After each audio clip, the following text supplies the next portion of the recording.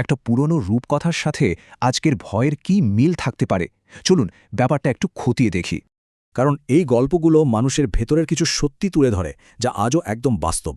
শুরু করা যাক ডায়মন্ডস অ্যান্ড টোডস গল্পটা দিয়ে। এটা আমাদের কথার শক্তি নিয়ে ভাবাবে।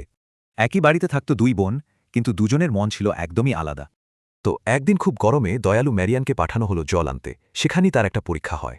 সেখানে এক পরী বৃদ্ধার ছদ্মবেশে তার কাছে একটু জল চাইলেন। ম্যারিয়ান কোনো কিছু না ভেবেই তাকে ঠান্ডা জল দিল, আর এর জন্য সে পেল এক জাদুকরী উপহার। তার দয়ার পুরস্কার হিসেবে এখন থেকে তার মুখ থেকে বেরোনো প্রতিটি কথায় ঝরে পড়বে হিরে আর ফুল। এই সব দেখে লোভী মা তার অন্য মেয়ে হিংসুটে ক্ল্যারিসকেও সেই কুয়োয় পাঠাল।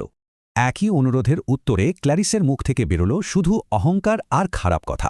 আর তার পুরস্কারও হল তার মনের মতোই। তার কথায় এখন বিষাক্ত সাপ আর ব্যাঙ বেরোয়। কিন্তু এটা কি শুধুই একটা ছোটদের গল্প, নাকি এর মধ্যে কোনো আধুনিক সত্যিও লুকিয়ে আছে?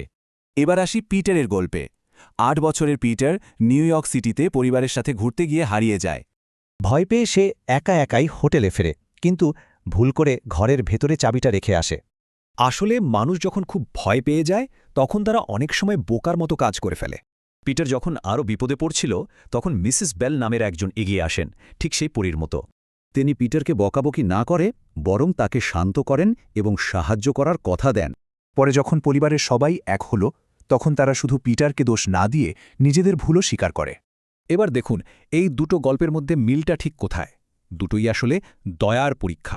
রূপকথার গল্পটা পরিষ্কার, আমাদের কথা আর কাজই আমাদের বাস্তবতাকে গড়ে তোলে।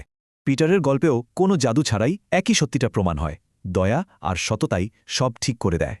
কারণ সৌন্দর্য বা সম্পদ একসময় শেষ হয়ে যায়, কিন্তু একটা কোমল হৃদয়ে চিরকাল উজ্জ্বল থাকে।